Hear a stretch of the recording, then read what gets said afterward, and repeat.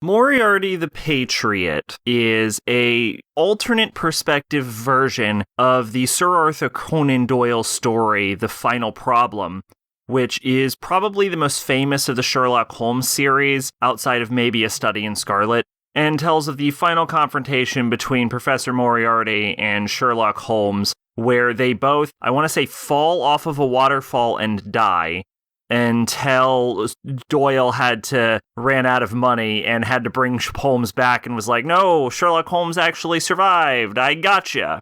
But the show actually leans into this, opening with a framing device of I want to say, young Victorian boy reading The Final Problem and his father asking him about it before it goes into the story of Moriarty, which, based on the title, the story focuses on the character of Moriarty, opening up with his childhood as an orphan, where he gets adopted by an aristocratic family and wants to basically overthrow the aristocracy, kills his family, and ends up subjugating his younger brothers on his scheme. The whole shebang.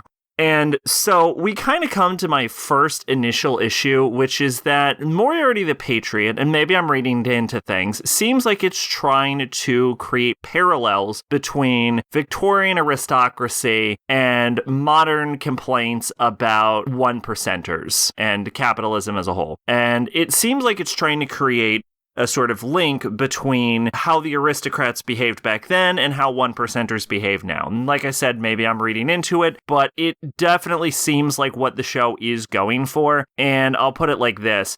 I'm so tired of these sort of like one percenter rich people complaints. I feel like it's very trite and I feel like it's overdone, and it's a constant thing in media I'm being subjected to now. And, valid complaints or not, it is a sort of overplayed. And so either it's going with this and it's intentionally doing these parallels and it's sort of cliche, or the message of the show is that Victorian aristocracy were bad, in which case, wow, way to go, anime, you really blew my fucking mind on that one. What a fucking hot take that is.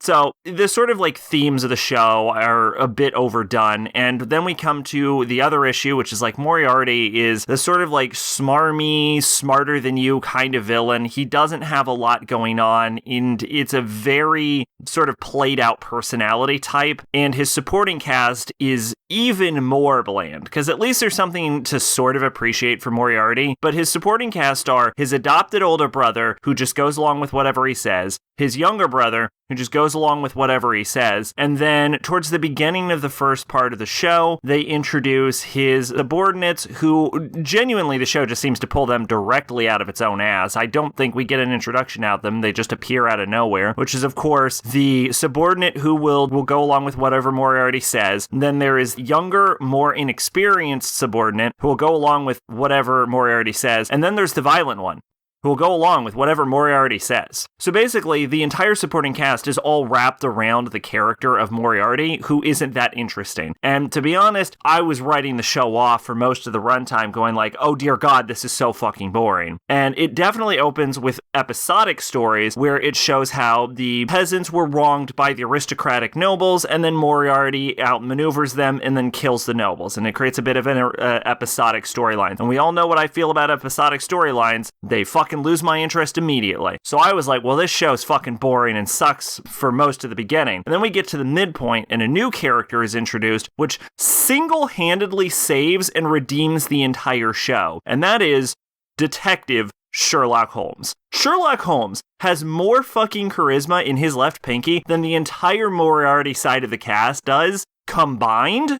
He rules every scene he's in, and he single-handedly saves the show. And when he was first introduced, I couldn't help but think, man, I know the gimmick is that this is about Moriarty's perspective, but I just kind of wish this was about Sherlock instead. And then, after Sherlock is introduced, and that story arc wraps up, we are immediately changed over to Sherlock's perspective in the anime's own adaptation of A Study in Scarlet, where we're introduced to the rest of Sherlock's supporting cast. And by no exaggeration, Sherlock's entire supporting cast is so much better and more interesting than Moriarty's. And the entire time I was like, this is great. I'm enjoying it. Sherlock's a treat. I love his cast. I wish this entire show would just stay with him. But unfortunately, the show is called Moriarty the Patriot. I know it isn't going to stick with him. So I'm like, I'm glad we at least get this like Sherlock side story just to like introduce the characters and stuff. I'm going to be upset when it's over. And then to my great surprise, once Sherlock is introduced, the show seemingly kind of sticks with him. I don't know if the like creator realized that Sherlock was just kind of more interesting, or if it's starting to establish a new dynamic that will be heading into part 2, because we get into another arc where Sherlock and Moriarty are confronting each other, and then it kind of toggles back and forth between their perspectives. And so going into part 2, if that's what it's going to be, if it's going to focus on Sherlock and then occasionally we get in side stories with Moriarty, or if it just toggles back and forth between Sherlock and Moriarty, I'm on board. The worst thing it can do is abandon Sherlock as a character. But if it's going to focus on Sherlock and then Moriarty is also appearing,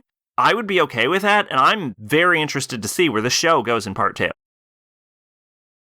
Twitch and Discord in the description. I've been Sacrobolic, your envoy of hope. Bye-bye.